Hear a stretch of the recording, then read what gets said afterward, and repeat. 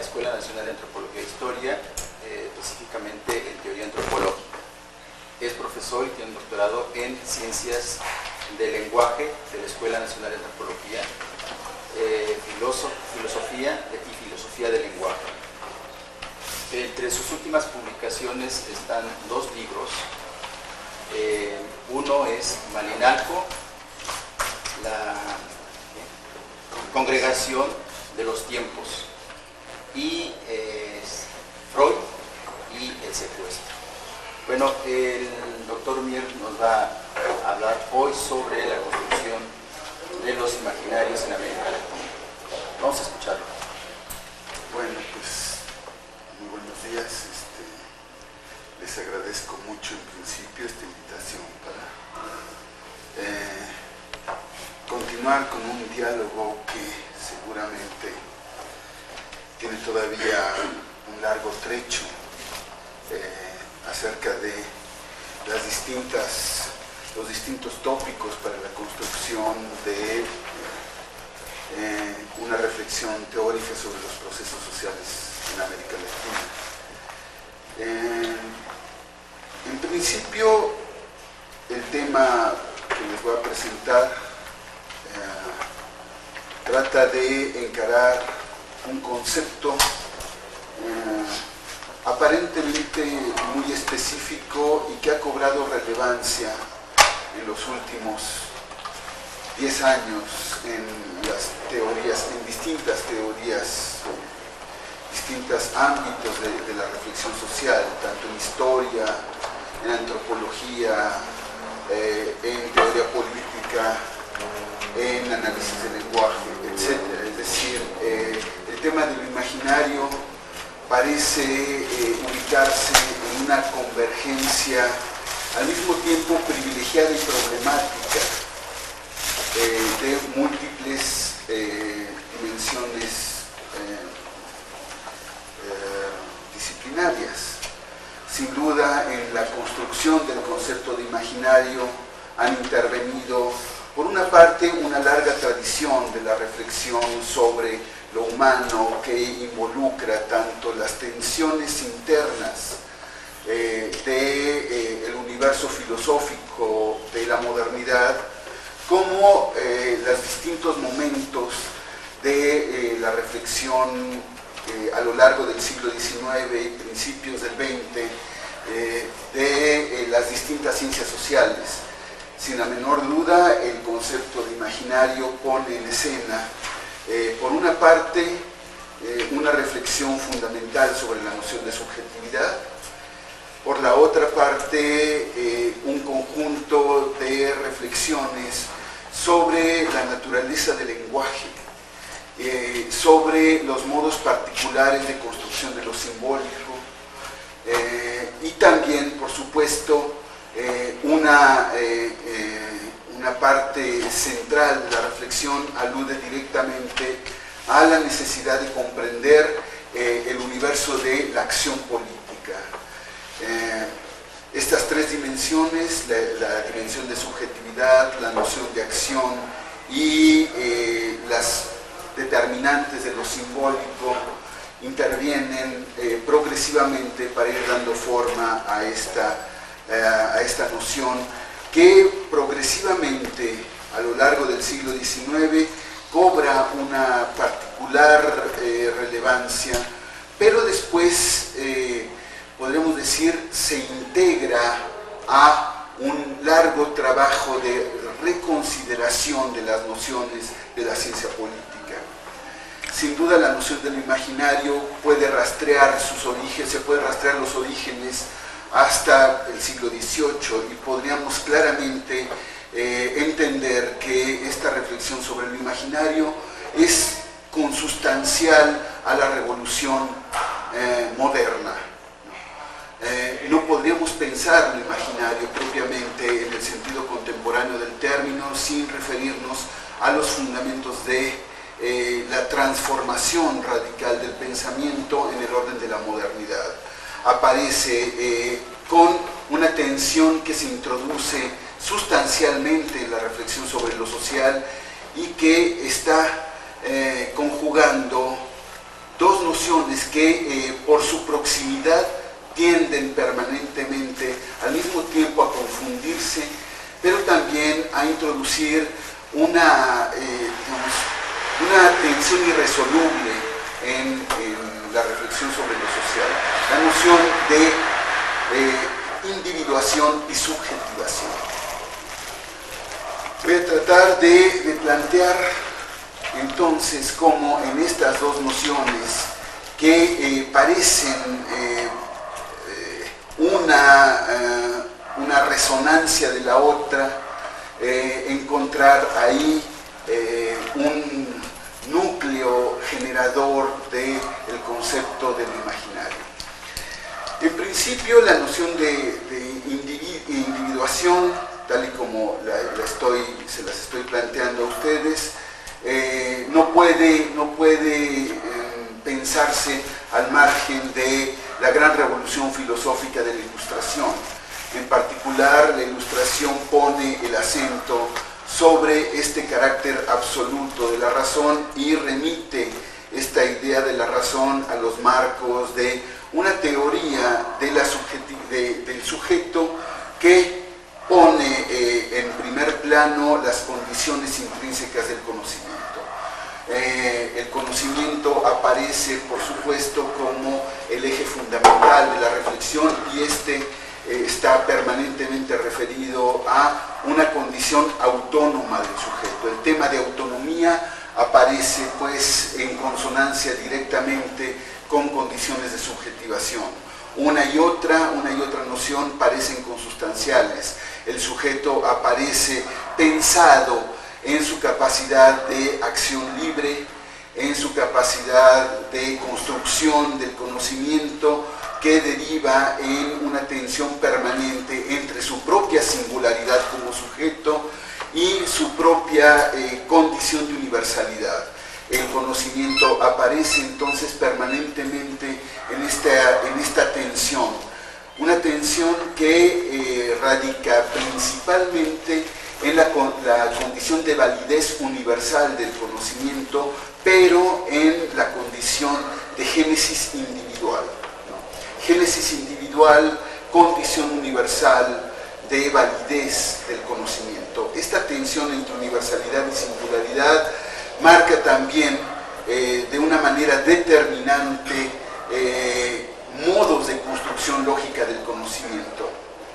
Veremos cómo, por ejemplo, en Kant, esta tensión entre singularidad y universalidad se da también o se expresa también en una condición lógica, ¿no?, que es la que existe entre juicios determinantes, ¿no?, y juicios reflexivos. Esta relación entre juicios determinantes y juicios reflexivos también suscita una diferencia entre condiciones éticas de la acción y condiciones subjetivas de la creación de categorías subjetivadas que obedecen a un modo de pensamiento estético y un modo de pensamiento teleológico.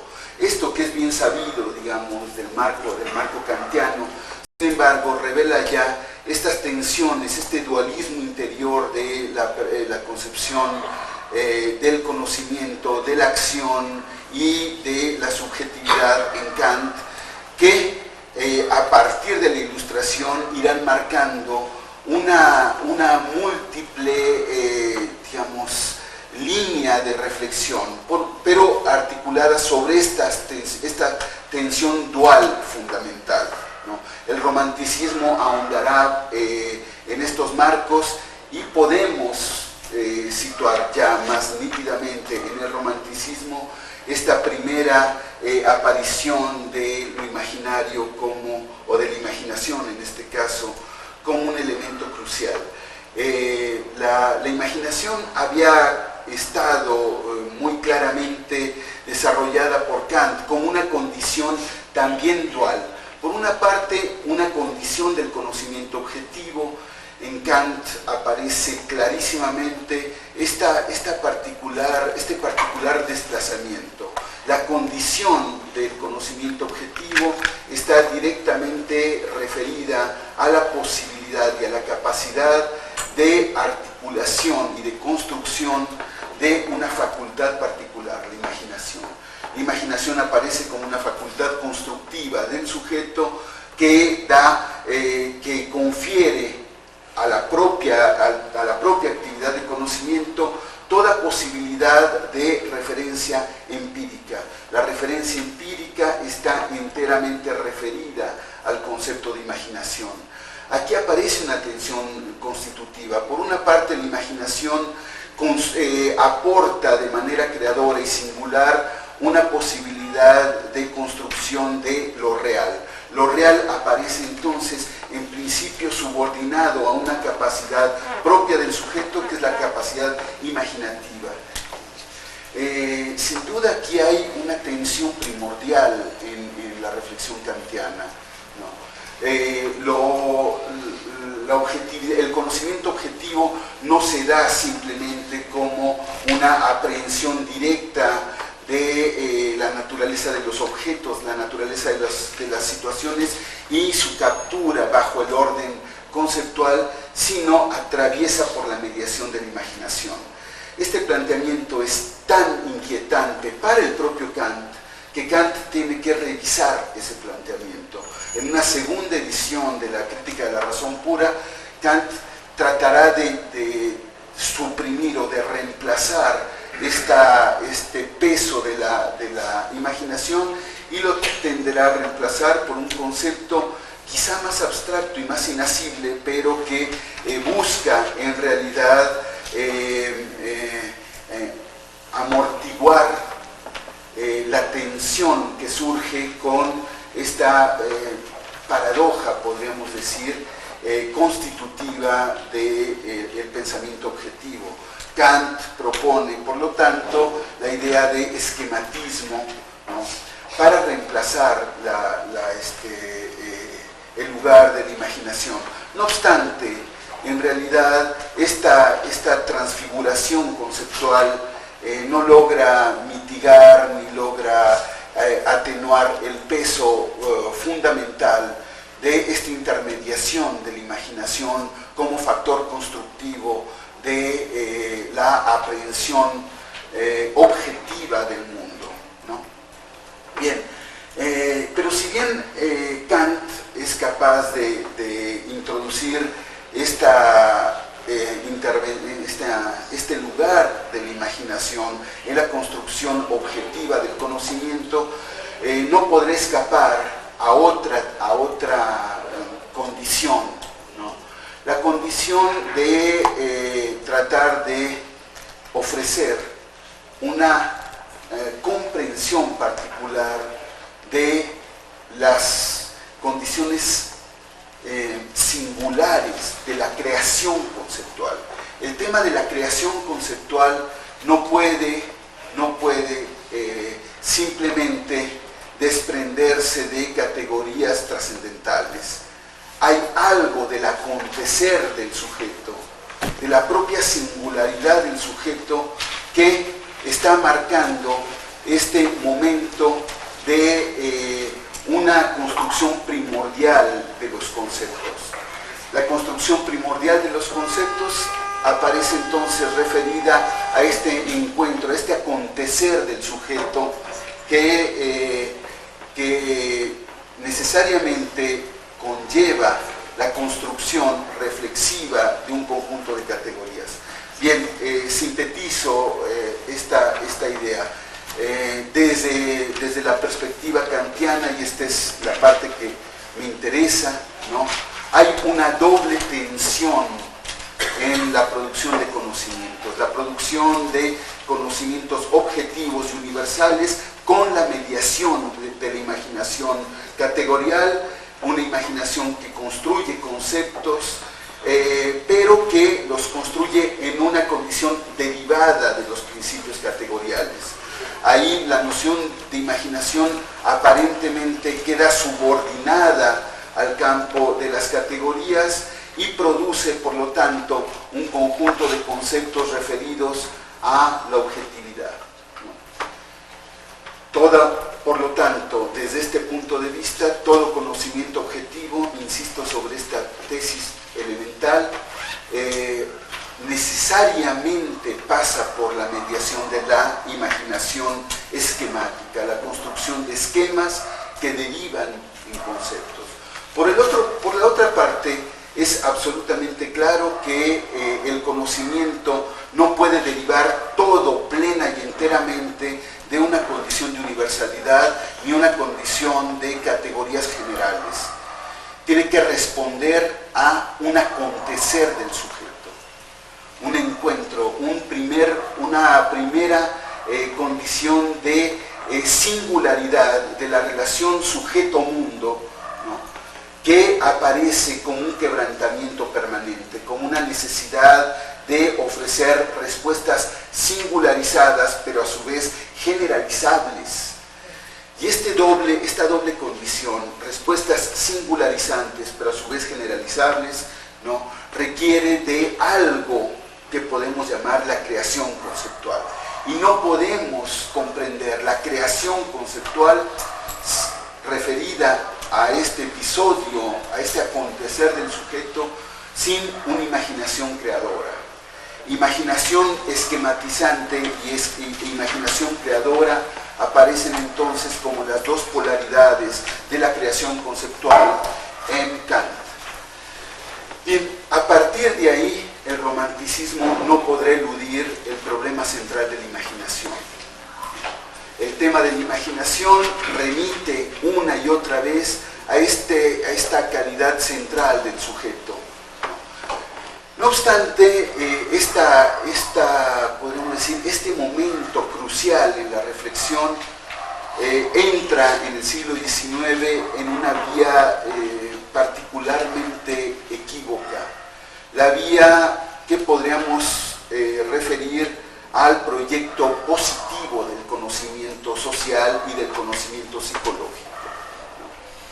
A partir de las contribuciones de la antropología física, a partir de lo que algunos teóricos han llamado el giro lingüístico, a partir de la necesidad de comprender los procesos de conocimiento en términos de esquematismos lógicos y los procesos de comportamiento en términos de estructuras fisiológicas, el kantismo se transfigura. La gran apuesta kantiana se transfigura en un conjunto de esquemas fisiológicos, en un conjunto de reflexiones sobre las facultades del conocimiento referidas a un sustrato cerebral, etcétera, que van en consonancia directa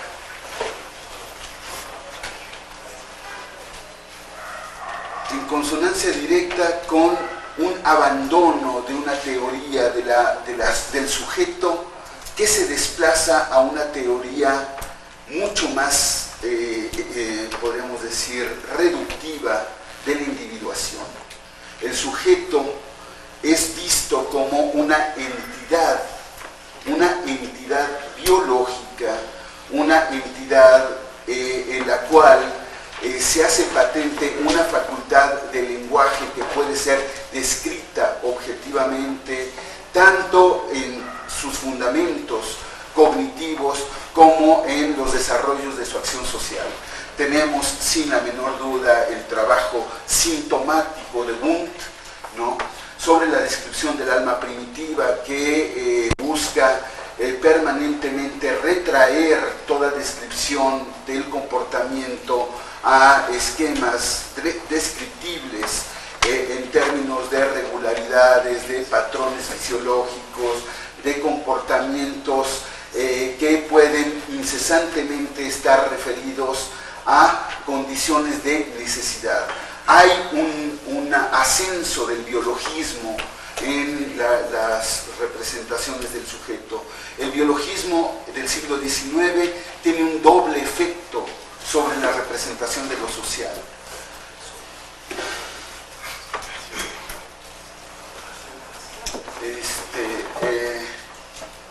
Este doble efecto estriba, por una parte, en ofrecer realmente un modelo de explicación del comportamiento en términos de bases y fundamentos anatomofisiológicos, ¿no? Y por lo tanto comprender el problema del surgimiento de lo social a partir de concurrencia de acciones sustentadas en el principio de necesidad.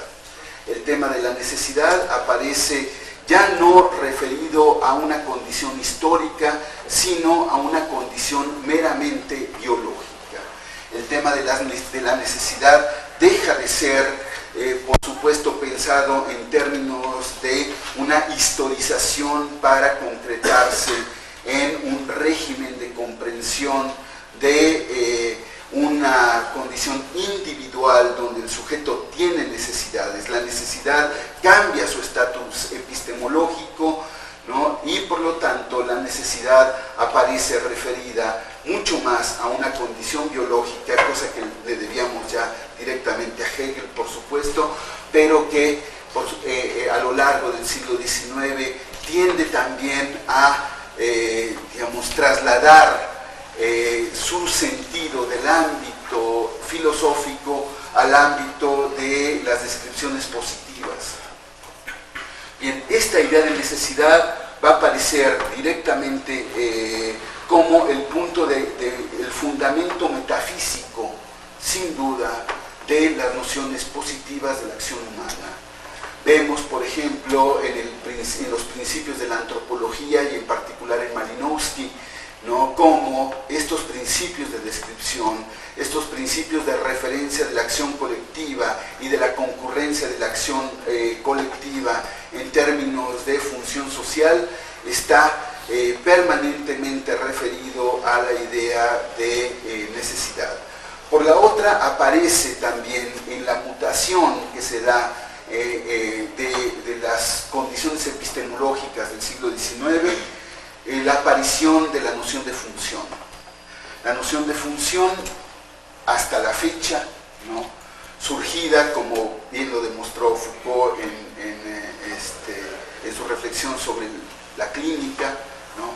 La noción de función aparece muy nítidamente referida a una transformación colectiva de la noción del mirar y del principio de la observación como principio epistemológico. El tema de la mirada aparece nuevamente en primer plano, pero reducido a un principio de capacidad descriptiva. La mirada no es construcción de sentido, la mirada deja de ser una modalidad del vínculo humano para construirse o para ofrecerse como una condición fundamental de la construcción cognitiva y como un régimen imprescindible de la comprensión positiva del mundo. El tema del reflejo aparece muy nítidamente vinculado con esta nueva visión de observación que al mismo tiempo funda la ilusión del conocimiento como reflejo del mundo y al mismo tiempo reduce la observación a un principio de descriptividad, ¿no? El tema de la descripción aparece entonces clara y nítidamente como una calidad del conocimiento, una característica del conocimiento y una condición del conocimiento que, a pesar de que se ha ido consolidando desde el siglo XVIII en adelante, es en el siglo XIX cuando cobra quizá su presencia constitutiva, estructurante dentro del panorama de las ciencias sociales. Efectivamente, el tema de la observación y de la relación observación-descripción había aparecido claramente desde Leibniz, etc., pero se había entronizado como régimen paradigmático del conocimiento con la visión newtoniana. Como ustedes saben, en realidad el vuelco newtoniano no es solamente un vuelco en la concepción del mundo, es un vuelco en la naturaleza de la comprensión del trabajo epistemológico. La noción de observación, la noción de descripción, los instrumentos y el régimen de observación-descripción aparecen pues proyectados sobre el campo de lo humano mismo para devolver al conocimiento la ilusión del control no solamente del universo, universo, sino de el sujeto mismo. No solamente se crea con Newton, ¿no?, la idea de que el universo es un ámbito de control, sino la acción humana participa de esta esfera del control.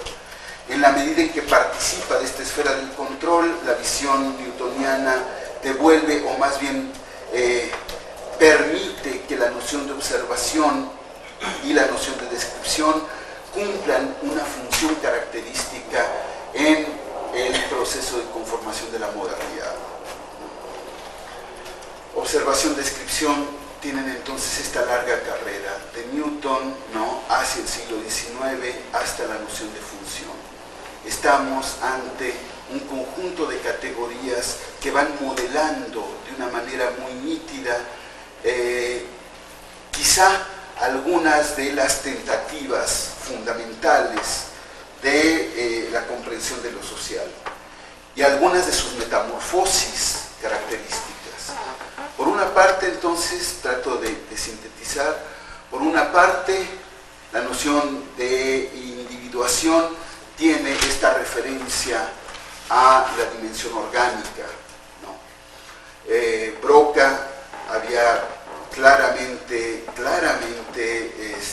descubierto, no solamente Broca, sino en el ámbito del lenguaje, Maynard, Wernicke, etcétera, habían muy claramente producido esto que podríamos llamar, casi sin reticencias, ¿no?, un dislocamiento epistemológico. El lenguaje dejaba de ser un instrumento de conocimiento, una facultad del alma, una facultad de la mente, para ser, estrictamente hablando, ¿no?, una resultante del proceso neurológico. Esta mutación, 1860 y tantos, ¿no?, esta mutación es cardinal, ¿no?, una mutación que prácticamente desmantela cualquier tipo de expectativa en una autonomía de la concepción de lo mental. Y esta quiebra, esta especie de derrota del concepto de lo mental y su traslación a una mera resonancia fisiológica del lenguaje, el lenguaje pues ya no es este instrumento de reconocimiento de las identidades, como quizá lo podríamos leer ahí entre líneas en Hegel, no es esta resonancia del proceso de conocimiento que podríamos advertir en Kant, no es esta forma de expresividad que revela todas las calidades de la identidad singular que podíamos advertir desde Herder y que se expresa de una manera exacerbada en el romanticismo. Deja de ser todo eso el lenguaje para ser simplemente un efecto de composición neuronal. ¿Sí? Esto es un golpe central dado por la antropología, ¿no?, a todas las ilusiones trascendentales del sujeto. El sujeto no puede ya ser contemplado como una entidad trascendental, sino como una masa de procesos neurofisiológicos. ¿Sí? Las contribuciones de Fechner, por supuesto, se sumarán a todo esto, ¿no? Las teorías, la filosofía naturalista del siglo XIX y la entronización del biologismo y de las versiones equívocas de Darwin y del darwinismo, del evolucionismo, tenderán a ahondar en estas perspectivas. Es decir, el sujeto es simplemente un amasijo de procesos neurofisiológicos, termodinámicos, etcétera, que tienen una expresión biológica y orgánica característica. Esta especie de súbito desfondamiento del sujeto lo vuelve una un individuo particular, pero un individuo que más bien es un organismo. La metáfora orgánica crece en el ámbito de la comprensión de lo social. Crece, se proyecta, se desdobla en un conjunto de efectos. Vemos claramente en Durkheim, por ejemplo, ¿no?, nítidamente el efecto de la metáfora biológica. Vemos en Malinowski y en el principio de la antropología británica, ¿no?, el efecto de la metáfora biológica. Vemos, por ejemplo, en Radcliffe Brown, claramente, ¿no?, esta especie de fuerza constructiva de la metáfora biológica que lleva al mismo tiempo a la idea de una equiparación individuo-organismo, pero al mismo tiempo, ¿no?, proyecta el concepto de función más allá del sujeto para entender lo social mismo como un modo particular de construcción orgánica. La idea de la sociedad como organismo aparece ya plenamente ordenada. Y en esta especie de primacía de lo social como organismo, por supuesto que todas las otras nociones kantianas, el problema de la singularidad de la construcción de conceptos, el tema de la imaginación, el tema de las categorías trascendentales, la discusión con Herder sobre la relación entre conocimiento e identidad, quedan enteramente desplazadas.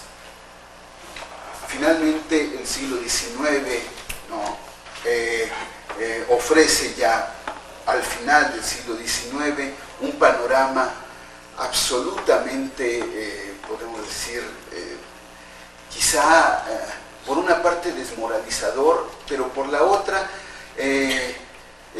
capaz de engendrar todas las ilusiones de la descripción objetiva de la ciencia.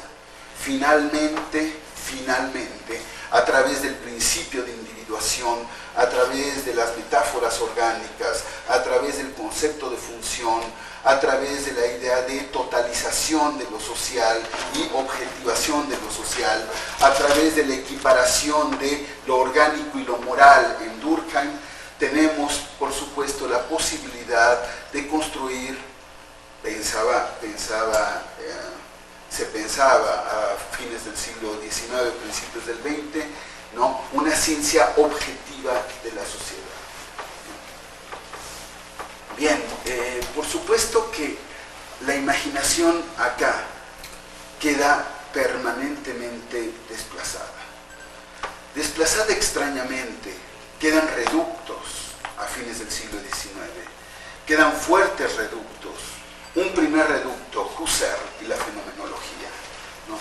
Imposible renunciar a la idea de que el sujeto que se enfrenta al mundo es un sujeto constructor de sentido, ¿no?, que el problema central de la comprensión de lo humano pasa por la comprensión del hecho de sentido y del hecho de significación.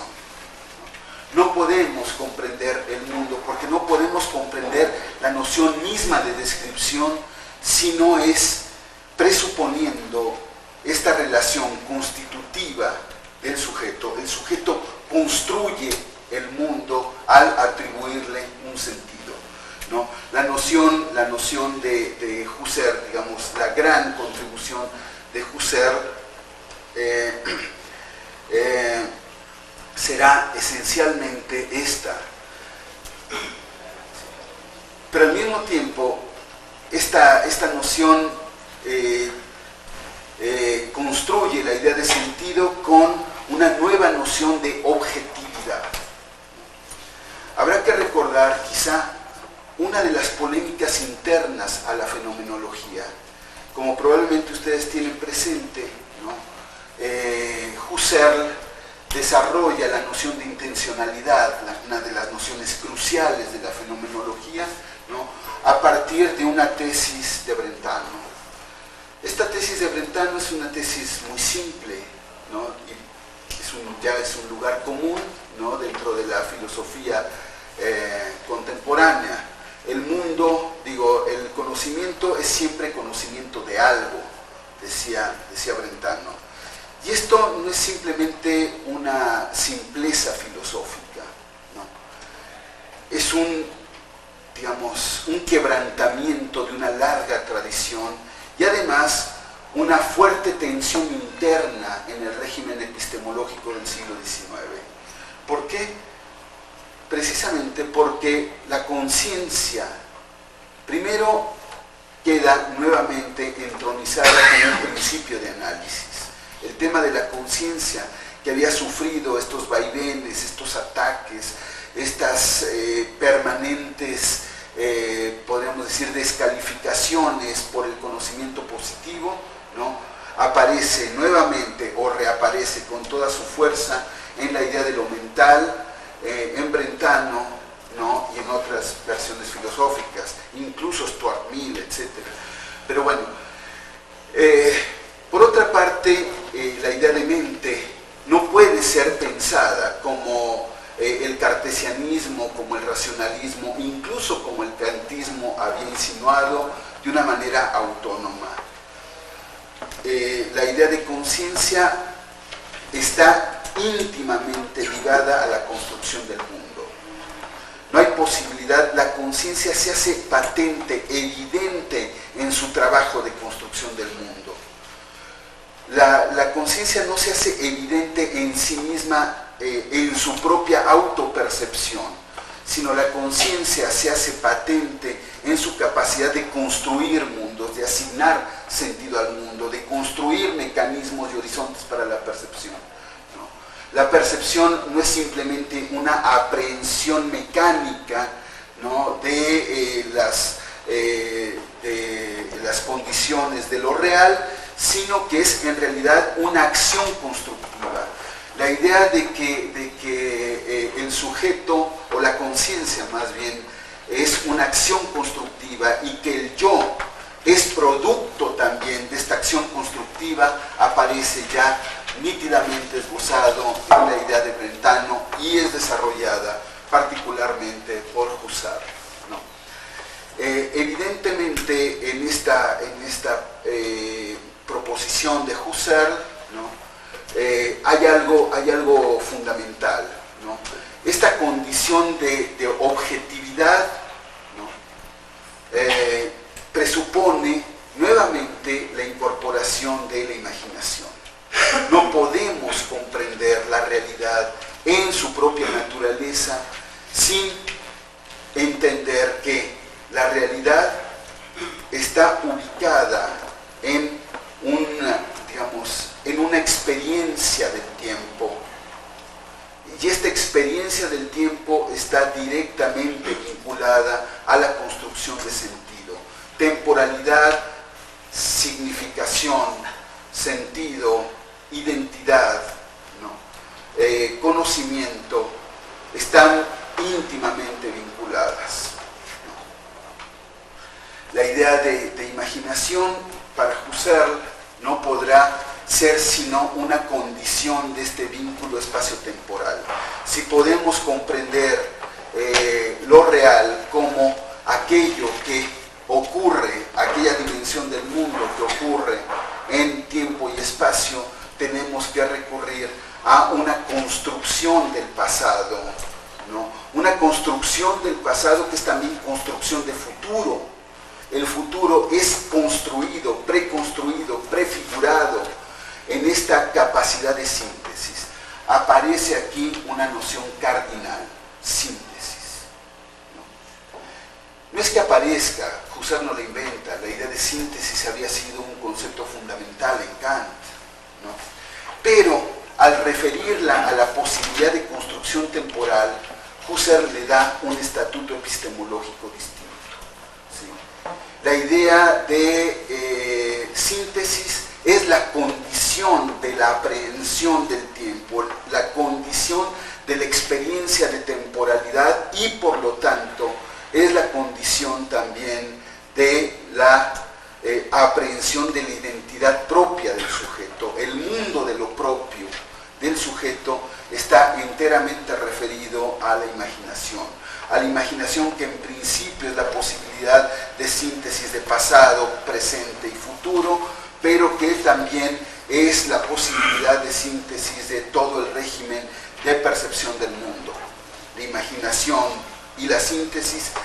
aparece ya nítidamente una presupuesta en la otra.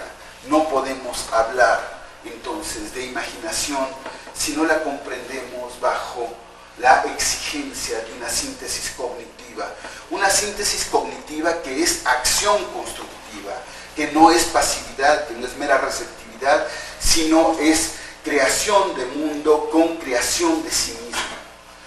El sujeto crea el mundo construyéndose a sí mismo. Entonces, el primer momento de resistencia violento frente a las pretensiones objetivantes de las ciencias sociales. Efectivamente, el sujeto existe porque puede construir el conocimiento a partir de todas estas condiciones, bajo esta exigencia de la capacidad de síntesis. Pero esta exigencia de la capacidad de síntesis, en un segundo momento, para Husserl, no se da simplemente en el enfrentamiento del sujeto con el mundo, se da en la necesidad de, por una parte, constituirse en su identidad a partir de la confrontación con el otro, y en este régimen de subjetivación recíproca, el sujeto recibe su identidad del otro y construye su identidad al construir la identidad del otro, ¿no? El clásico y debatidísimo capítulo sobre la intersubjetividad en las meditaciones cartesianas, quizá uno de los momentos culminantes de la filosofía moderna, pero al mismo tiempo uno de estos momentos de profunda oscuridad y de profunda, podríamos decir, tensión y ansiedad en el conocimiento, ¿no?, de la subjetividad, aparece muy nítidamente, ¿no?, perfilada. La noción de intersubjetividad entonces remite a otra calidad de la síntesis. Ya no se trata solamente de la síntesis en su intervención de su capacidad constructiva con el mundo, su capacidad de dar sentido al mundo y de construirse a sí misma dando sentido al mundo, sino que el mundo incorpora bajo su propia condición de mundo al otro. El mundo es mundo porque hay otro, no porque hay objetos, porque hay otro, ¿no? Y este otro que es al mismo tiempo semejante e irreductible a mi propio conocimiento, ¿no? Jamás podré conocer al otro, porque el otro se encuentra en la misma condición que yo, es decir, se encuentra sometido a la exigencia de construir su mundo propio, su condición de un mundo de su propio, que responde a su propia singularidad, pero siempre en esta tensión de identidad, disyunción con el otro. Bien, esta sin duda, ¿no?, es uno de los grandes momentos de resistencia. Otro de los grandes momentos de resistencia es el propio Freud, ¿no? Freud, quizá una de las grandes méritos de Freud, ¿no?, que no es precisamente el psicoanálisis, perdón si hay psicoanálisis, no ofender susceptibilidades, pero el psicoanálisis como terapia no es particularmente ningún hallazgo freudiano, es quizá un subproducto, no sé si lamentable, pero bueno, de Freud, pero lo que sí puedo decir es que con Freud, ¿no?, se produce otro vuelco epistemológico, ¿no? Otro vuelco epistemológico que consiste, ¿no?, esencialmente en una asimilación de la propuesta positivista. Freud es un positivista. Freud efectivamente suscribe los hallazgos de Broca, suscribe los hallazgos de Wernicke. Su primer gran trabajo de Freud, y no solamente, digamos, es una especie de arqueología, es un trabajo que podríamos llamar genético, ¿no? es el proyecto de psicología para neurólogos, proyecto de psicología para neurólogos. Es decir, Freud jamás abandona la expectativa de crear una teoría del sujeto que responda a las exigencias del paradigma biológico. Nunca. Se morirá con esa gran expectativa de que finalmente la biología confirmará los hallazgos freudianos. En eso no se equivocó, por cierto, ¿no? La biología contemporánea una y otra vez se ve en una especie de condición paradójica, ¿no?, de rechazar el psicoanálisis y confirmar los hallazgos de Freud, cosa absolutamente extraña, ¿no? Pero bueno, más allá de eso, Freud, que en realidad toma toda esta metáfora orgánica, todo este paradigma termodinámico de la construcción del sujeto, introduce dos cuñas terribles: la concepción de deseo y la concepción de pulsión. Dos nociones verdaderamente que quebrantan, parten por el centro cualquier tipo de descripción objetiva. No hay concepción general del deseo. El deseo marca la singularidad del sujeto. El deseo aparece caracterizando nítidamente el principio radical de singularidad de la subjetividad. Y el deseo es al mismo tiempo fuerza constructiva. Fuerza constructiva que se proyecta sobre todo el campo de lo real, ¿no?, produciendo también un universo fantasmático. Un universo fantasmático que, por supuesto, tiene todas las características de la ilusión, pero sobre todo tiene la fuerza de la imaginación. La alianza entre deseo y fantasía, la construcción fantasmática del deseo, ¿no?, tiene que encontrar, por lo tanto, una referencia constitutiva en la estructura de la subjetividad. Esta referencia constructiva es la noción de pulsión. La noción de pulsión es al mismo tiempo una condición general de la subjetividad, pero es al mismo tiempo el principio de ruptura con todo proceso de generalización de la identidad del sujeto y de la identidad del vínculo con el otro. El concepto de pulsión le permitirá a Freud establecer una tesis fundamental: el vínculo con el otro es un vínculo irreductible en sus condiciones de singularidad. Deseo, pulsión, ¿no?, plantearán esta primera condición, lo irreductible, ¿no?, la imposible generalización de la identidad, ¿no?, y el carácter constructivo, permanentemente constructivo. El régimen de la pulsión es un régimen en movilidad incesante. Hay un desplazamiento permanente del objeto de la pulsión. Hay una reconstitución permanente del orden de la subjetividad a lo largo de la vida, en esta mutación incesante de los mecanismos, los anclajes, las intensidades, los objetos de la pulsión.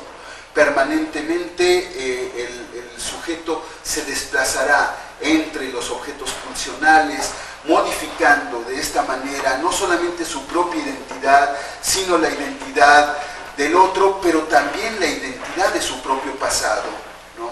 Freud descubrirá que este movimiento de la pulsión es al mismo tiempo un movimiento que actúa retroactivamente sobre el sentido de la propia historia, ¿no?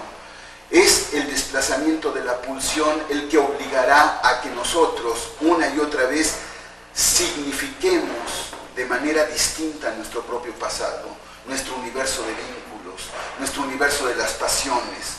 En realidad, Freud dirá, la identidad del sujeto, la identidad del yo, no del sujeto, la identidad del yo, ¿no?, será en realidad la identidad de la suma de la pérdida de los objetos de amor, ¿no? Objetos de amor que pueden ser, por supuesto, objetos de conocimiento. Evidentemente, el conocimiento es objeto de amor, ¿no? Es un producto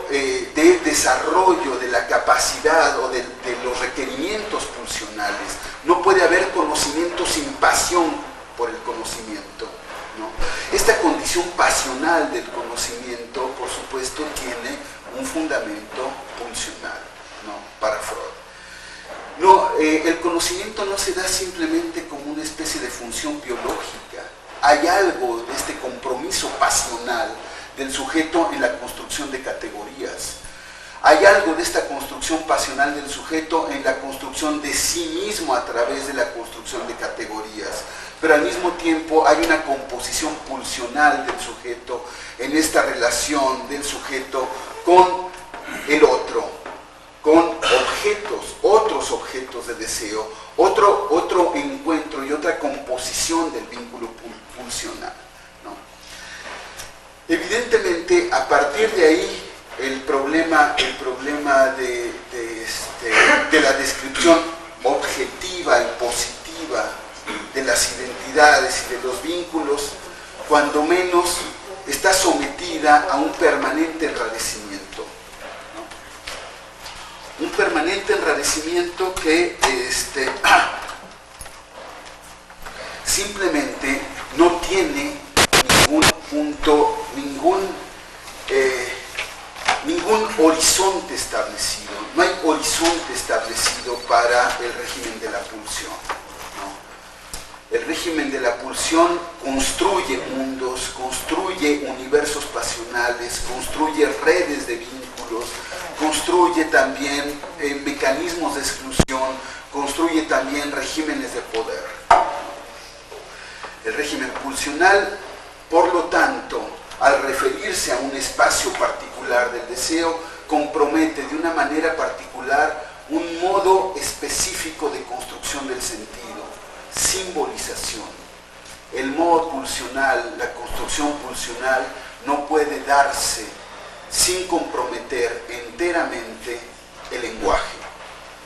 Modos particulares de construcción de la subjetividad pasan por modos particulares de comprensión de lo simbólico y de integración de lo simbólico como objetos pulsionales.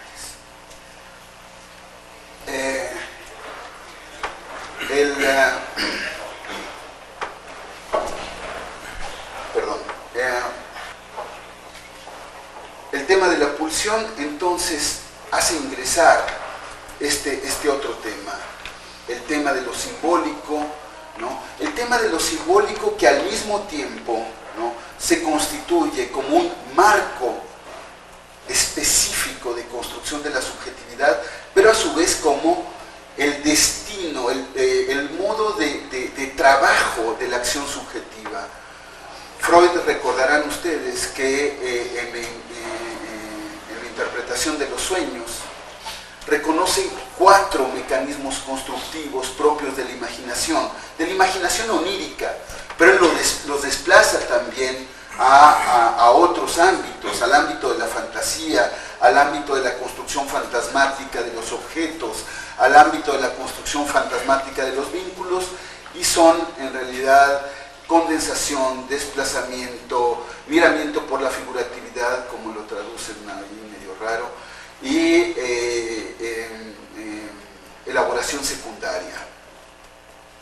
Si nosotros nos detenemos, aunque sea superficialmente, sobre estos cuatro, digamos, recursos de la imaginación, ¿no?, de la imaginación onírica, ¿no?, percibiremos algo particularmente desconcertante. Todas parten de un régimen simbólico y todas, a partir de este régimen simbólico, crean formas singulares del vínculo pasional y todas forman modos particulares de la comprensión de sí, ¿no?, modos particulares de la investidura pasional con los objetos y por lo tanto también modos particulares de la comprensión de la pérdida del objeto, es decir, del duelo. Si podríamos decir que el yo es en realidad la suma de los duelos, la suma de las muertes, ¿no?, que de alguna manera constituyen el universo propio, ¿no?, en realidad podemos entender por qué, ¿no?, el sujeto trabaja sobre lo simbólico para dislocarlo permanentemente, ¿no?, dislocarlo a través de juegos de metáforas, dislocarlo a través de mecanismos narrativos, dislocarlo a través de juegos de construcción de imágenes y dislocarlo finalmente a través de juegos lógicos, ¿no? Modos de organización lógica, ¿no? Hay algo que podríamos llamar una lógica de la pulsión, que es también, curiosamente, una lógica de la memoria, ¿no?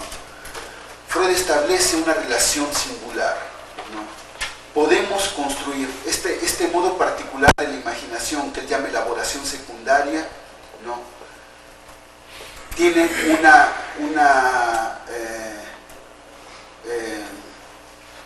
una característica particular. La elaboración secundaria para Freud no solamente es la manera de construir la inteligibilidad de la fuerza pulsional, ¿no? Es la capacidad de construir la inteligibilidad de sí mismo, y es la capacidad de construir la inteligibilidad del propio pasado. Construcción secundaria, modo particular de operar sobre el campo simbólico, ¿no? Para producir este múltiple régimen de inteligibilidad. Inteligibilidad de lo pulsional, inteligibilidad del horizonte del deseo, inteligibilidad de sí mismo y de sus vínculos, y inteligibilidad de las pérdidas, e inteligibilidad, por lo tanto, también de la memoria, quiere decir inteligibilidad de la historia misma.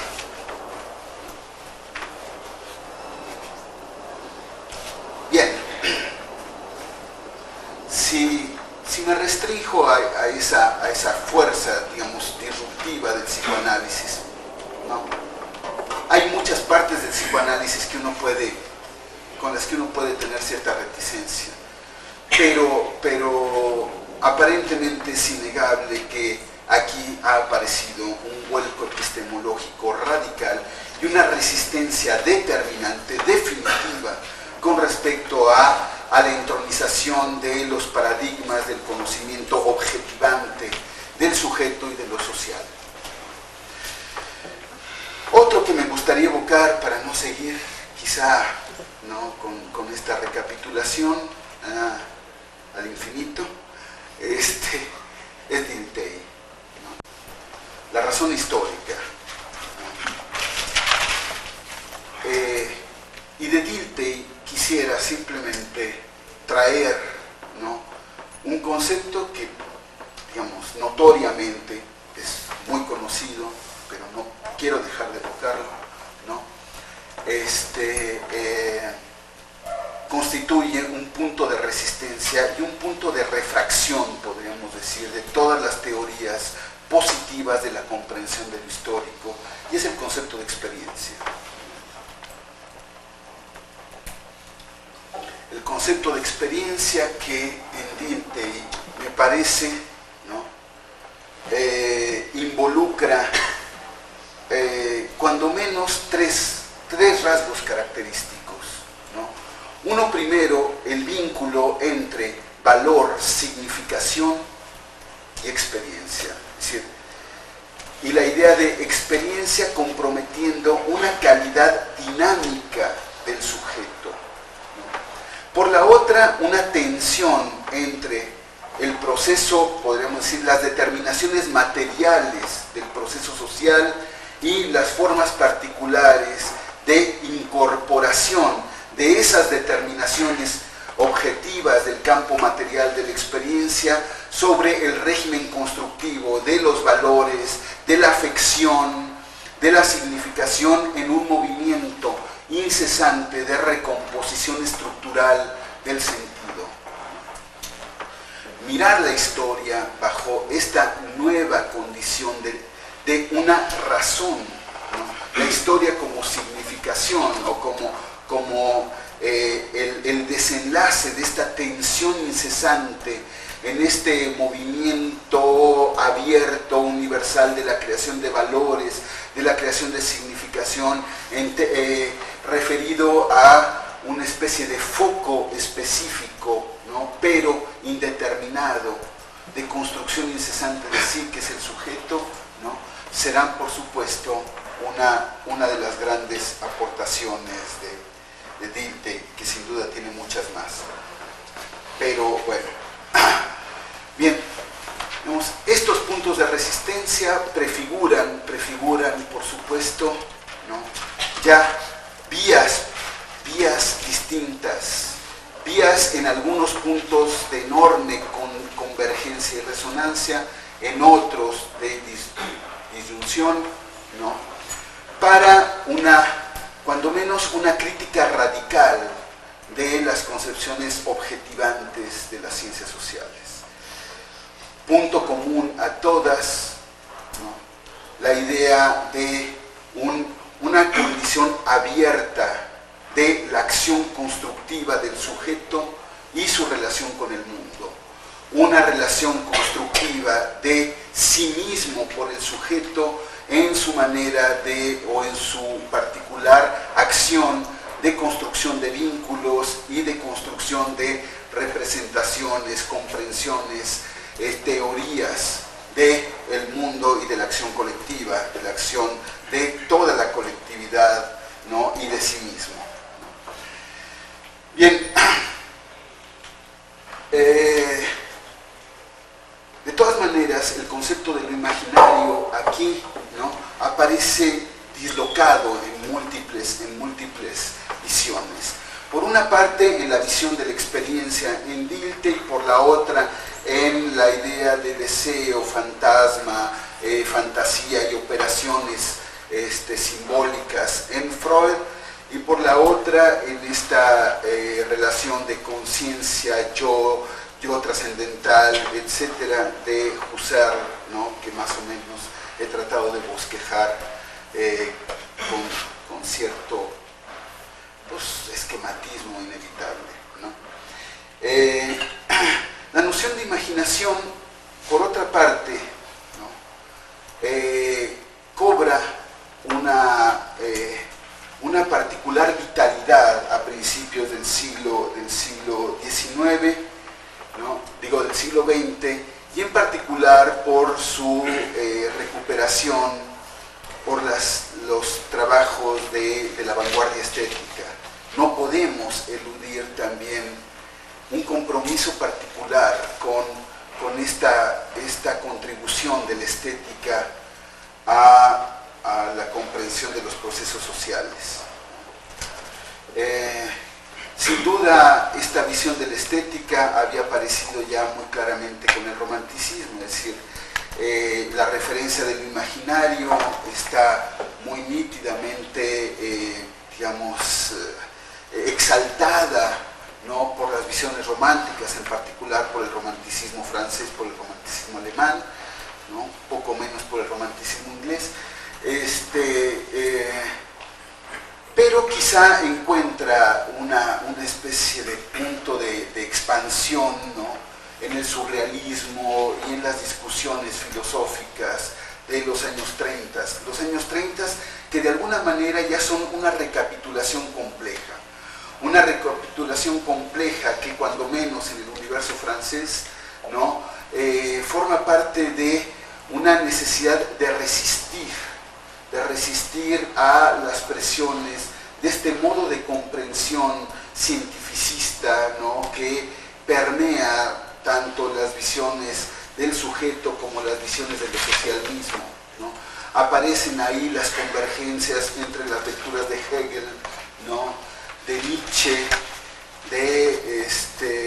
del propio Husserl, de Heidegger, ¿no?, que convergen en una tentativa de recreación del mundo histórico y del mundo político. La contribución de Sartre, por supuesto, será uno de los momentos más representativos de esta exigencia de recapitular sobre toda la tradición filosófica, sobre las grandes contribuciones sociológicas, etc. Otro momento, sin duda, cardinal, será la Escuela de Frankfurt, etc. ¿No? Bien, es en esta convergencia que no está, sustraída a una enorme tensión geopolítica, que se producirán una serie de reclamos y exigencias a la comprensión de lo social. La comprensión de lo social tiene que responder a tensiones objetivas de carácter geopolítico. Construcciones teóricas derivan de manera diferencial a partir de esta necesidad de construir categorías en medio de una tensión geopolítica que exige modos de comprensión históricamente diferenciados, modos de construcción de las identidades históricamente diferenciadas, etcétera, etcétera. Lo imaginario, por supuesto, es una tentativa de responder a esta especie de prisma de diferenciación teórico y conceptual evidente a partir de la intervención de las presiones geopolíticas sobre el campo del conocimiento político. Ahí se inscribe nítidamente, por supuesto, ¿no?, el conjunto de los procesos políticos en América Latina, ¿no? América Latina participa claramente de toda su historia, ¿no?, de esta tensión, de esta concurrencia de factores constructivos de carácter geopolítico que exigen al sujeto de conocimiento, a la posibilidad de comprensión del entorno político latinoamericano, de la comprensión de sí mismo, ¿no?, una creación de la esfera de lo propio, una creación de un modo particular de encontrar mecanismos de identidad, mecanismos de acción política, al mismo tiempo en una confrontación y en un vínculo con las otras identidades y con las otras, universos históricos que se encuentran en permanente confrontación y que exigen una delimitación y una caracterización absolutamente singulares en respuestas coyunturales singulares dentro de la confrontación geopolítica, ¿no? Bien, las teorías sociales hasta la fecha, bueno, hasta ese momento, ¿no?, que privilegiaron con el estructuralismo, con el funcionalismo, incluso con algunas variantes del marxismo, ¿no?, cierto tipo de visiones objetivantes, ¿no? Habrá que pensar que hay variantes del marxismo que son simplemente modos particulares de reconfiguración de un cierto funcionalismo más o menos alambicado, más o menos maquillado, diríamos, ¿no? Pero que intervenían directamente con una pretensión generalizante, ¿no?, universalizante dentro del campo de la acción política. En particular, en Francia, y en particular Castoriadis, ¿no?, reclama necesariamente, ¿no?,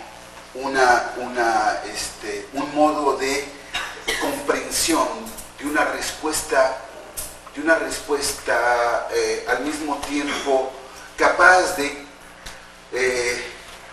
reformular los marcos de comprensión de la historia, la subjetividad y la creación de sentido, ¿no? La respuesta es el concepto de lo imaginario, ¿no? Lo imaginario aparece entonces en el horizonte, en ese horizonte particular, como una categoría que permite comprender la historia como creación.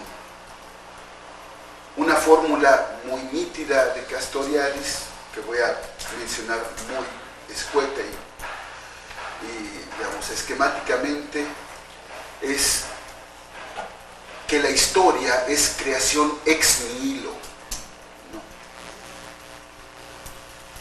Por supuesto que esta expresión de Castoriadis ha suscitado cualquier cantidad de polémicas, ¿no? Porque si uno la toma literalmente, ¿no?, es casi intolerable. La historia es creación incesante desde la nada, ¿no?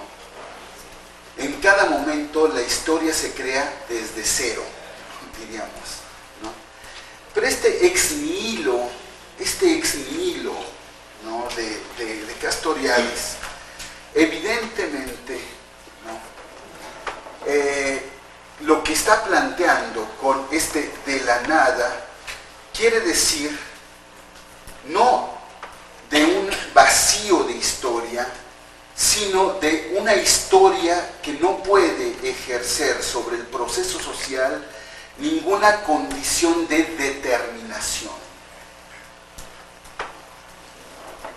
Es decir, aquí, ante lo que está reaccionando Castoriadis, es ante una disyuntiva teórica. La historia se produce por un determinismo de clase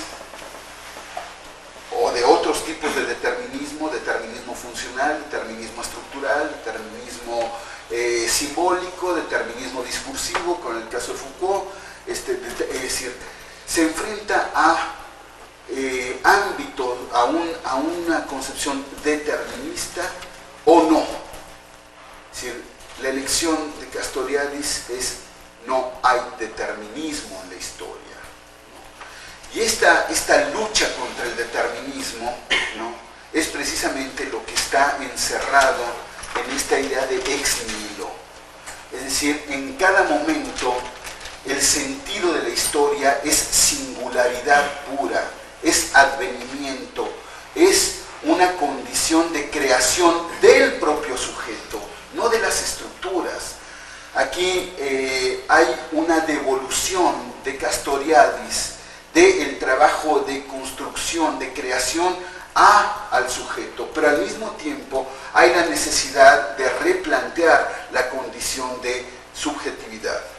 Y aquí hay un giro muy importante que deriva particularmente de la discusión sartreana, ¿no?, y que va a permitir el paso de la imaginación a lo imaginario, ¿no?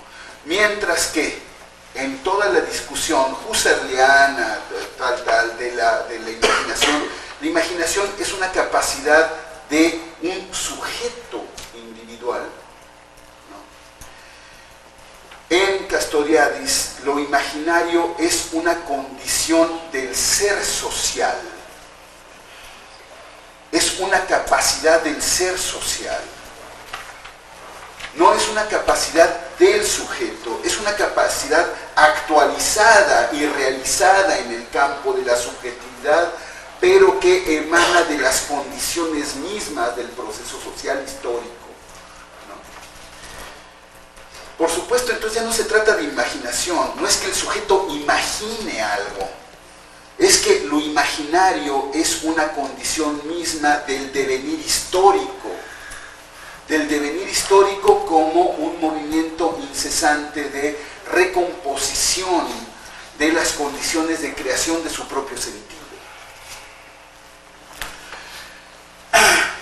Bien, ahí por supuesto el tema del sujeto está, digamos, conducido a otro marco de referencia, un marco que al mismo tiempo reclama la intervención de la visión psicoanalítica, porque en realidad hay que plantear que esta posibilidad de lo social efectivamente tiene una condición de anclaje en el propio sujeto, y este anclaje es su anclaje pulsional, ¿no?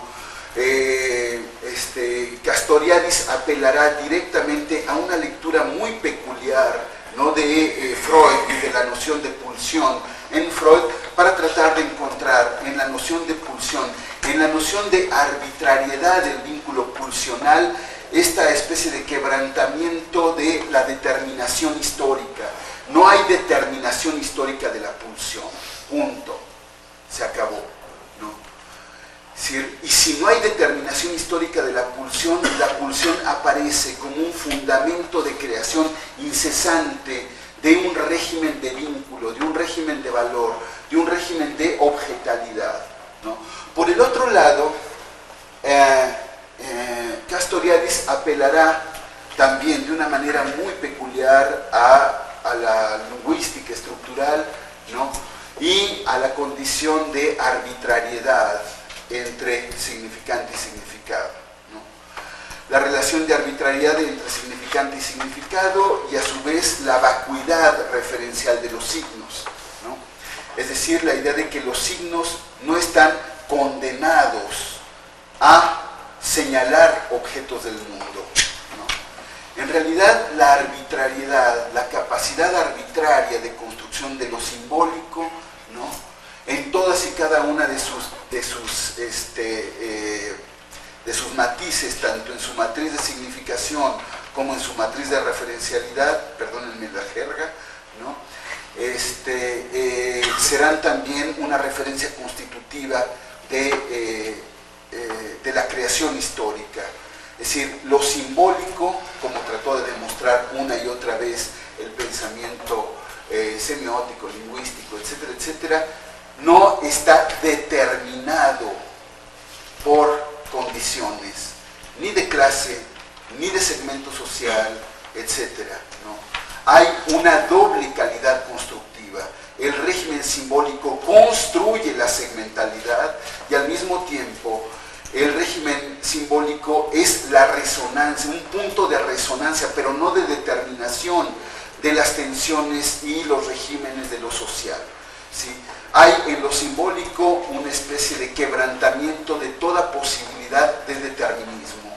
Ni lo simbólico determina el mundo, ni el mundo determina el campo simbólico, sino que esta mediación incorpora necesariamente la acción del sujeto, pero es una acción del sujeto que es al mismo tiempo cognitiva y pulsional, ¿no? Bien, un tercer elemento, o sea, el primer elemento es la pulsión, el segundo elemento es la arbitrariedad de lo simbólico, el tercer elemento que funciona de manera radical es la indeterminación de la práctica, de la acción política, ¿no?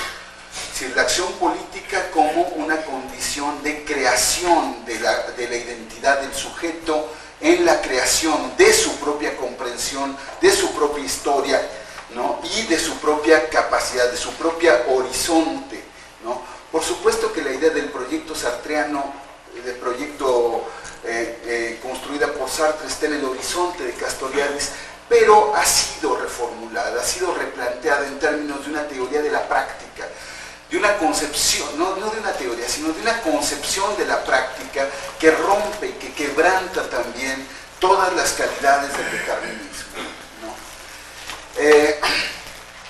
Finalmente, quizá un último elemento, ¿no?, tendrá que ver con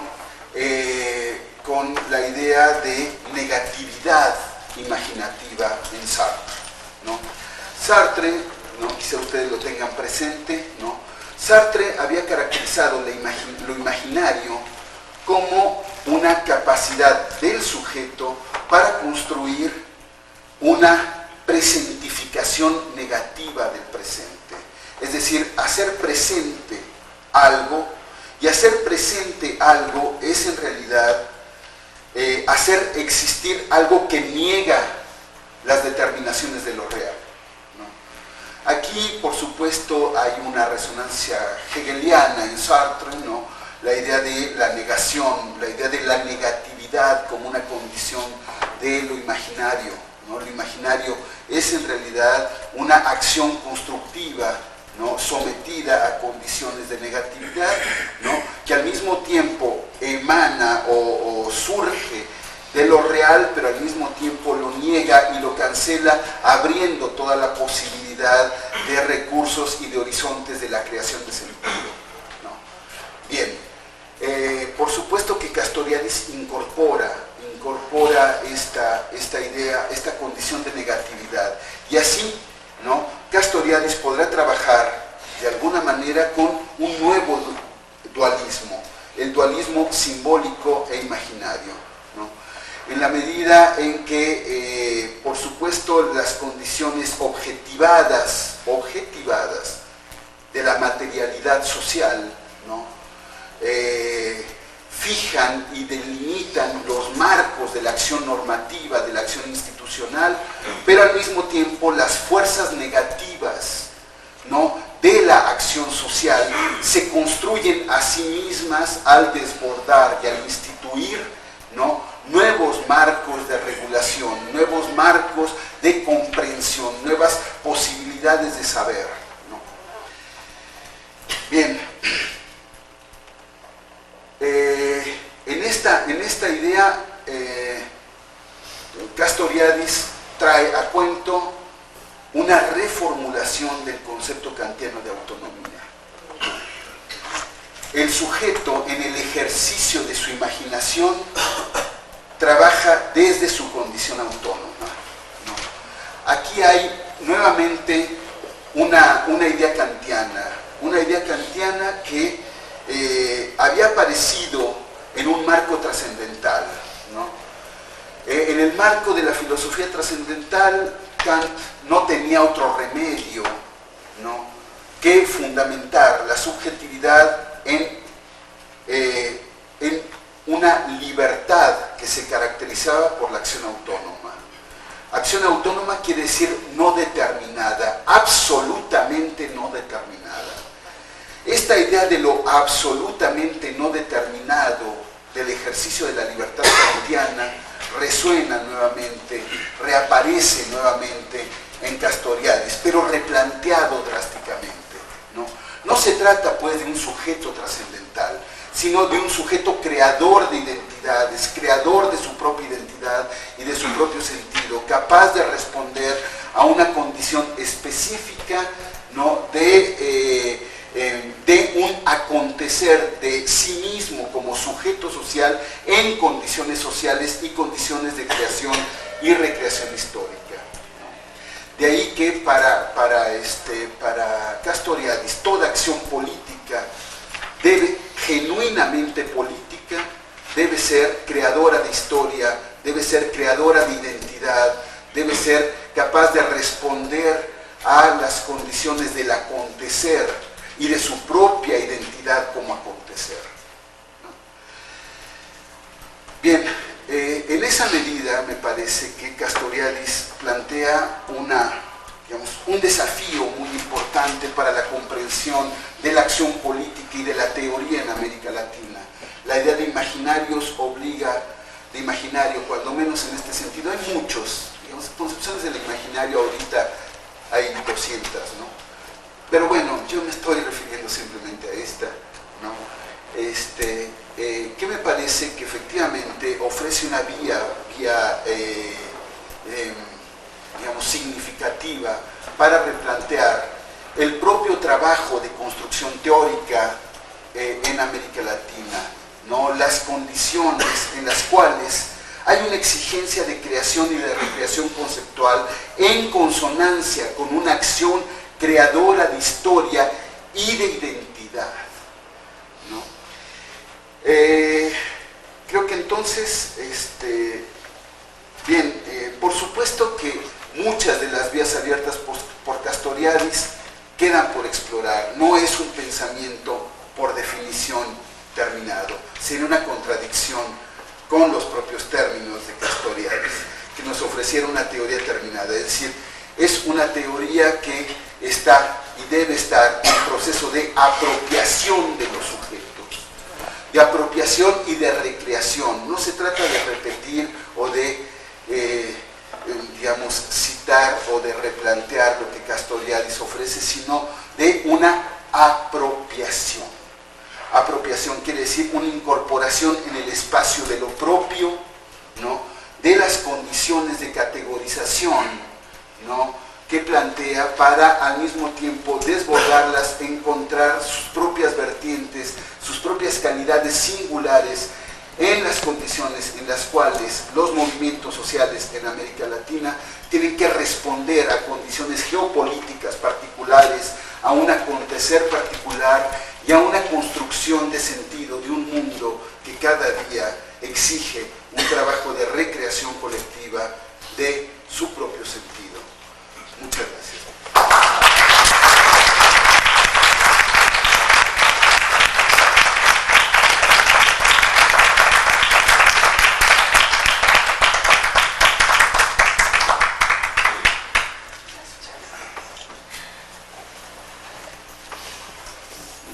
Bueno, vamos a definir un poco la mecánica de la discusión.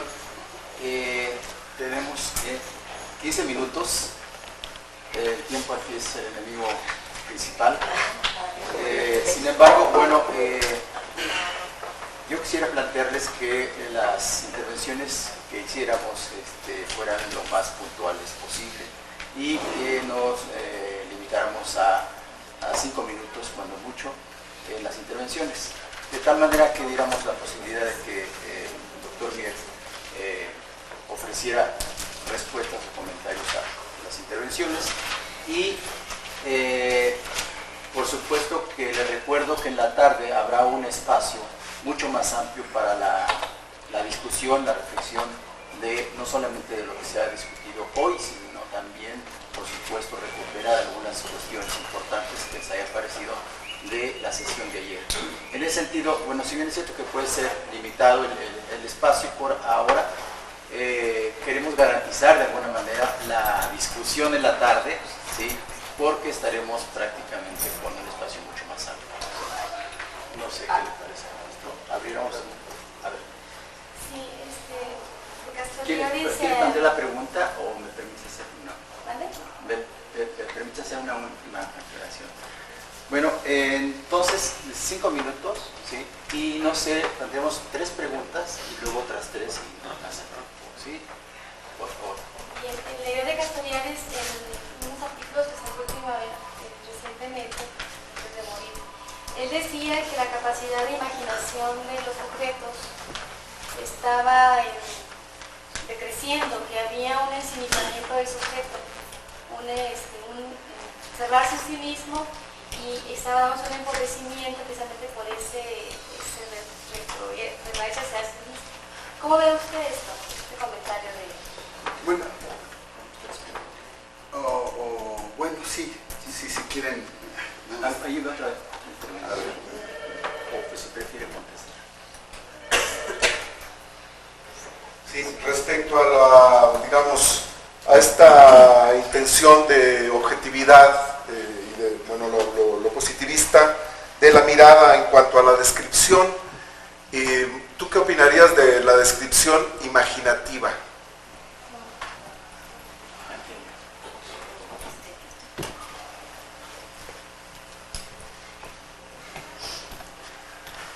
Tal vez una pequeña aclaración, no en el sentido de incorporar lo fictivo, sino en la mirada sobre ciertas singularidades, digamos,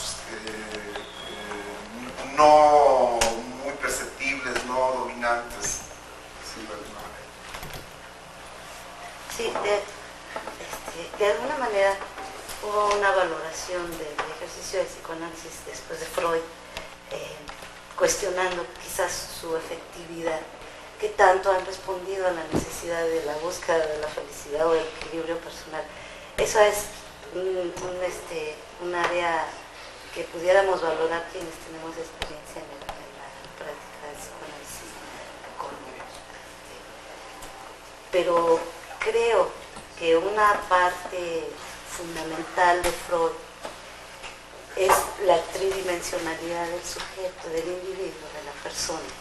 Entonces, en esa medida, creo que es lo rescatable del psicoanálisis, además de una propuesta histórica, porque si bien es cierto, no lo proyecta a nivel social, sí es base de su propuesta de recuperación de la conciencia del sujeto, de la persona.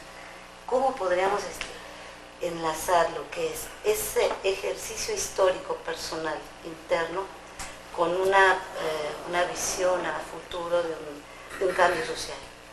¿Cómo podríamos?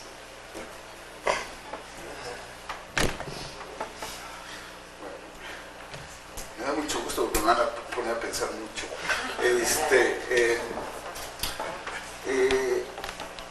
Esta especie del ascenso de la insignificancia, como le llama Castoriadis, ¿no? El ascenso de la insignificancia tiene que ver con cuando yo traté de como ubicar por qué dejamos de hablar de imaginación para hablar de imaginario? Dije, en realidad, no es porque la imaginación del individuo no exista, ¿no? Yo puedo delirar personalmente, ¿no? Sino porque lo imaginario caracteriza una dinámica de creación social a través de cómo el vínculo, el trabajo con el otro, ¿no? El desarrollo social de lo pulsional engendra un conjunto de capacidades de significación absolutamente autónomas, ¿no? Y que abren la posibilidad de una recreación institucional, ¿no? Un movimiento instituyente de los procesos sociales. ¿Qué pasa cuando las calidades de lo social, es decir, la naturaleza de los vínculos, los marcos de los movimientos, ¿no? Se empiezan a desarticular? Cuando toda la fuerza de concurrencia de los vínculos, de las tramas, de las redes, de la acción colectiva, empiezan a desmantelarse.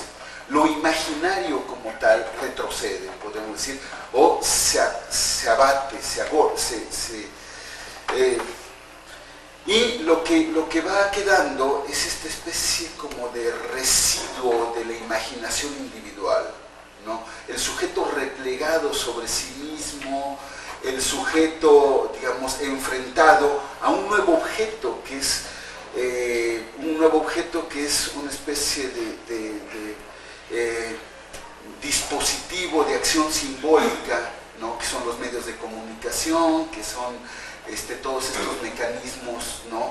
Que tienden a fragmentar el campo de la experiencia hasta niveles verdaderamente casi de soliloquio, ¿no? De una especie de multiplicación del soliloquio, ¿no? Entonces, claro, ahí podríamos decir que el reducto del sujeto es su imaginación, pero no lo imaginario, ¿no? No lo imaginario, porque esa imaginación ha perdido toda su capacidad, toda su fertilidad de creación de historia en este marco de desolación, podríamos decir, de desaparición de la capacidad de acción colectiva, ¿no? Entonces, claro, desde este punto de vista, lo imaginario podría restaurarse como condición de creación histórica a partir de esta acción colectiva, es decir, la creación de colectivos que generen vínculo, ¿no? Y que en este vínculo vayan abriendo otra vez la capacidad de lo imaginario como fermento de la creación de modos de regularidad, ¿no? Entonces, bueno, yo creo que este es el punto. El tema de la singularidad, que me parece que es francamente uno de los grandes temas de reflexión contemporánea, y que está precisamente en la propuesta de Castoriadis, de alguna u otra manera, ¿no? ¿Qué pasa con la singularidad, con el acontecer? El acontecer es lo que escapa a todo régimen simbólico. El problema es cómo conocer aquello que escapa a todo régimen simbólico, a todo régimen de predictividad, a todo conjunto de marcos de determinación, ¿no? ¿Qué exigencias de conocimiento se plantean, ¿no? Y es evidente, o sea, la historia misma es el campo que revela la posibilidad y la capacidad de esta cognición, ¿no? Pero esta cognición no puede ser, por lo tanto, una simple actualización o recomposición de los saberes establecidos, no puede ser eso, sino que tiene que ser a su vez creación conceptual, ¿no? El problema de la creación conceptual que está ya en Kant, ¿no? O sea, Kant en algún momento en la crítica del juicio se ve ante la idea de que finalmente todo horizonte de finalidad, y por supuesto que lo social no puede darse sin teleología, ¿no? Porque la historia es teleológica, ¿no? Al mismo tiempo que mira hacia atrás, mira hacia adelante, al mismo tiempo que se construye hacia atrás, que se construye hacia el pasado, se construye hacia el futuro. Es decir, el acto histórico es simultáneamente memoria y finalidad, ¿no? Una memoria y una finalidad en permanente recreación, ¿no? Pero entonces es la finalidad como singularidad y la memoria como singularidad. Es en este juego de memoria y finalidad como singularidades que se produce la capacidad de comprensión de la historia, ¿no? Desde este punto de vista. Entonces, claro, ahí hay todo el tema de, si tú quieres, la metáfora. El gran tema de ¿cuál es la vía simbólica? La vía simbólica no es la discursividad Foucaultiana, sino es la recreación metafórica del mundo, ¿no? Y ahí yo me atrevería a reivindicar una cierta, digamos, participación también de una calidad estética, ¿no? Que forma parte de la recreación del sujeto, ¿no? O sea, sin esta capacidad de exploración, de juego, de desmantelamiento de sus propias condiciones, no hay la posibilidad tampoco de comprensión cognitiva del acontecer, ¿no? Me parece. Y el tema del psicoanálisis, sí, digamos, no lo hice muy explícito, pero digamos, dentro de las múltiples aportaciones del psicoanálisis, van a estar las tópicas, ¿no? La idea del sujeto y la comprensión de la primera tópica freudiana y la segunda tópica freudiana, en particular el tema del inconsciente y toda la parte del inconsciente, ¿no? Pero de alguna manera la incorporé tácitamente al plantear como los elementos conceptuales básicos el tema de la pulsión y el tema del deseo, ¿no? El tema y cómo en realidad esto se proyecta constructivamente sobre el campo de lo simbólico. También es una manera de aludir a la relación muy singular entre procesos inconscientes y el tema de la conciencia, que es en realidad el tema de la posibilidad de hacer presente, ¿no? Las condiciones materiales del campo de la experiencia, ¿no? Ahí no podemos eludir en lo que tú planteas, que me parece muy interesante y que fue una cosa que a Castoriadis se le plantea toda la vida. Si ustedes saben que Castoriadis en su trabajo profesional no solamente es filósofo, no fue solamente miembro de Socialismo Barbarie, no es solamente uno de los grandes analistas del movimiento obrero, sino es además psicoanalista, ¿no? Sí, que uno puede decir, ¿y por qué? ¿Y por qué esa debilidad, no? Sí. Y él dice, no, en realidad, si nosotros pensamos en el carácter, en la noción de autonomía, tenemos que pensar en una noción que podríamos llamar transversal de autonomía. No puede haber autonomía de lo social si no hay acción autónoma de los sujetos. Es decir, digamos, el concepto de autonomía atraviesa todos los momentos de construcción de la subjetividad, ¿no? Entonces, el trabajo de psicoanálisis, él dice, no, yo no trabajo como otros psicoanalistas, como los gringos, ¿no? Para producir sujetos adaptados a su medio, ¿no? Ni como los lacanianos, que son, digamos, quién sabe qué producen, vértigo, ¿no? Sino que mi intervención es para producir autonomía, capacidad de acción autónoma, intervenir para hacer posible en el ámbito de la subjetividad individual o en el ámbito individual de la subjetividad, que es mucho mejor, ¿no? Una capacidad de acción autónoma, ¿no? Entonces, bueno, esto es realmente un replanteamiento muy radical, ¿no? Él toma la frase de Freud, esta de ahí donde ello era, yo debo advenir, ¿no? Para enlazar de ese texto, ¿no? de esa consigna del trabajo psicoanalítico, toda su capacidad de construcción autónoma de los sujetos, ¿no? Bueno, a discutir si es consistente en lo que él hace, ¿no? Pero cuando menos eso es lo que él plantea, hasta donde yo entiendo, ¿no? Patricia.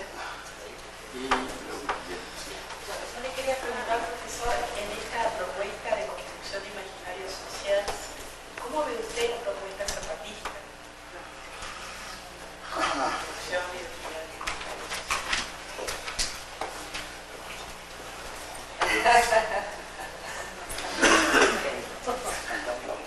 Bueno, sí, mientras pienso.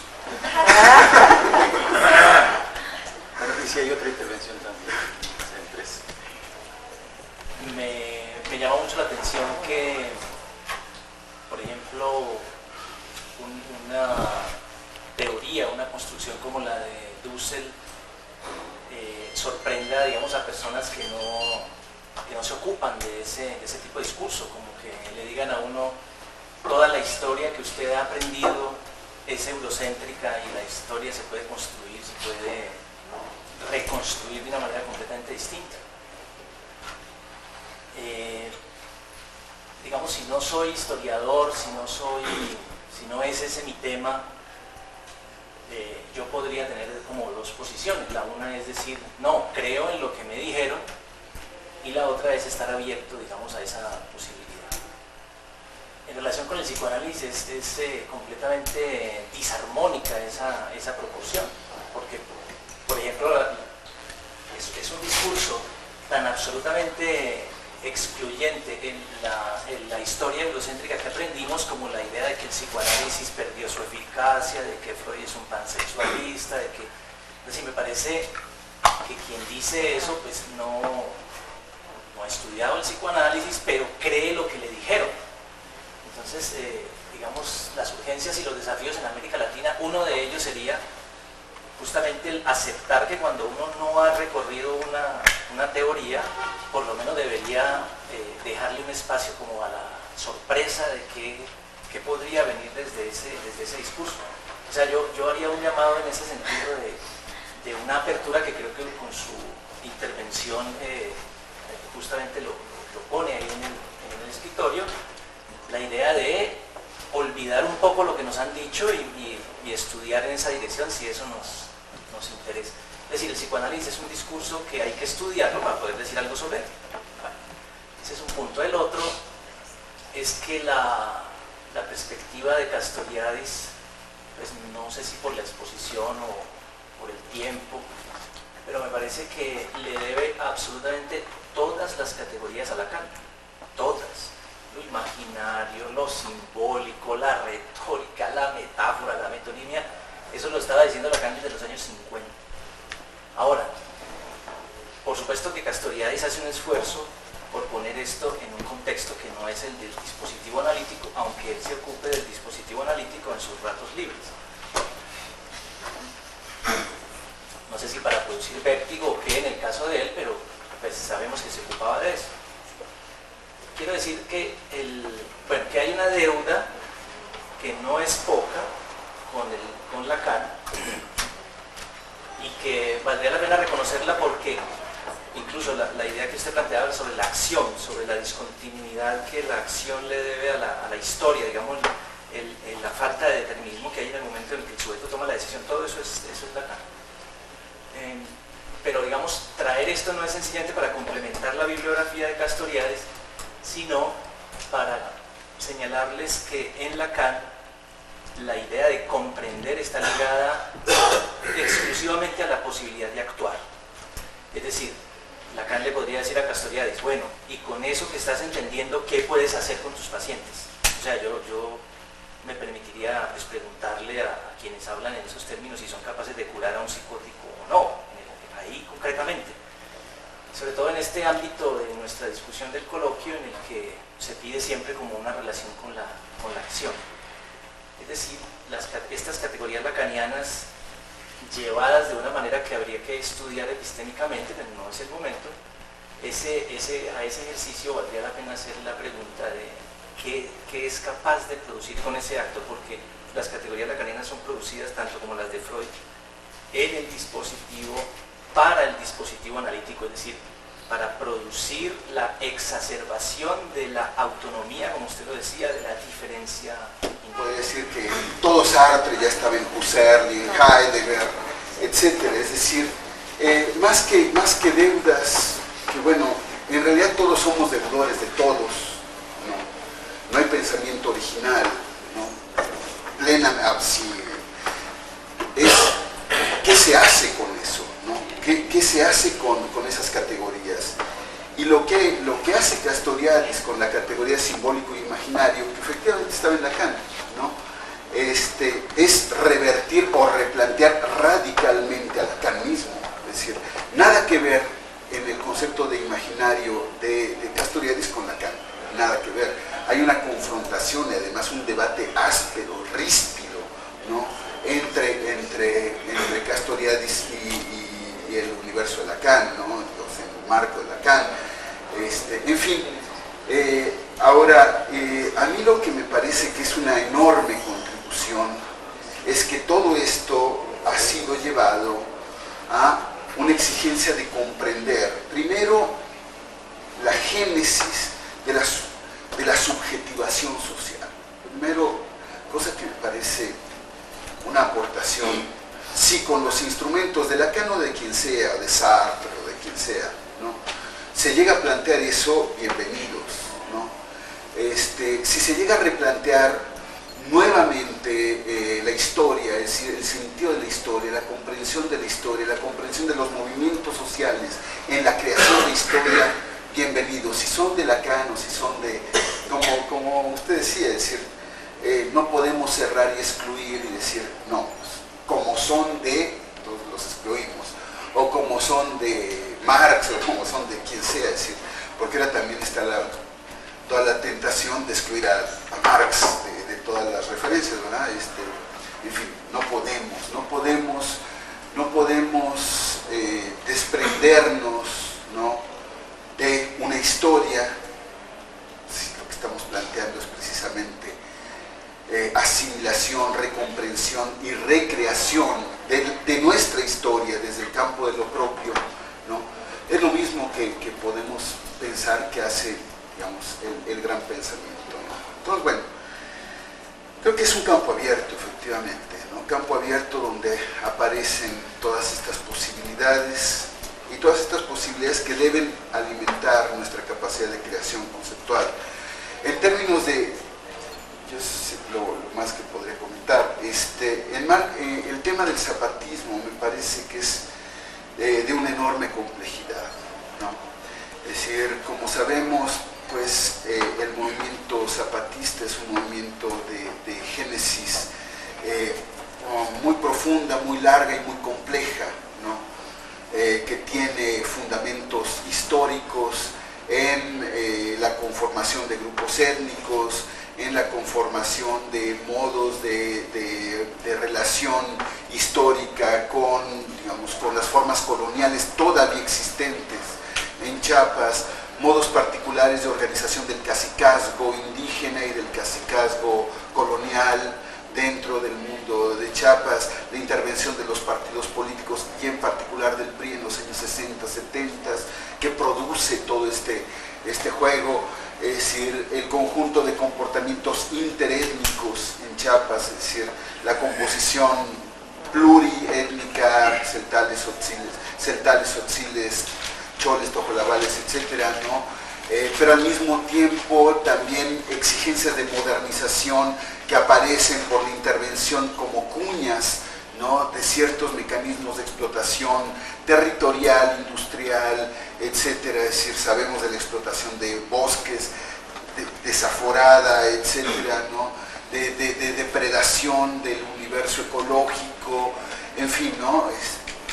Todos estos factores que van llevando directamente a confrontaciones institucionales que llevan a una particular condición extraña, ¿no? Que es cómo generar un movimiento instituyente en una condición absolutamente, digamos, hostil, o casi podríamos decir cerrada a toda capacidad de institución, de un impulso de instituyente, ¿no? Ahí sí. ¿Podemos dialogar, no? Sí, claro que sí. Entonces, en la sexta declaración de la selva, ahora, usted no encuentra, digamos, una capacidad para proyectar un imaginario social latinoamericano con este llamamiento, digamos, a otros colectivos. Lo que pasa es que si yo leo la sexta declaración, ¿no?, al margen del proceso político, ¿no?, es decir, al margen del acontecer, ¿no?, puedo estar de acuerdo, ¿no? Sí. ¿Por qué? Pues porque al margen del acontecer, toda convocatoria a una composición o recomposición, ¿no?, de las capacidades de acción de los grupos, de los distintos grupos sociales, en una orientación instituyente, ¿no?, es perfectamente saludable, ¿no? Es decir, por supuesto. El problema es que se tardó 4 años, Marcos, ¿no?, en hacerla, ¿no? Debió haberla hecho cuando subió Fox, ¿no? Entonces, si yo tomo la sexta, digamos, comprendiendo el acontecimiento desde el punto de vista de la política mexicana, usted diría que ya perdió la posibilidad de construir imaginación. Que en realidad no podemos, Yo quisiera hacer una moción, creo que por tiempo, porque en este debate que me parece muy interesante, porque se han planteado algunas cosas que hay que reflexionarlas, como yo tengo, lo traslademos a la tarde. Ah, sí. Sí, es un espacio bastante amplio. Va a venir, ¿no? Sí, sí. Ya,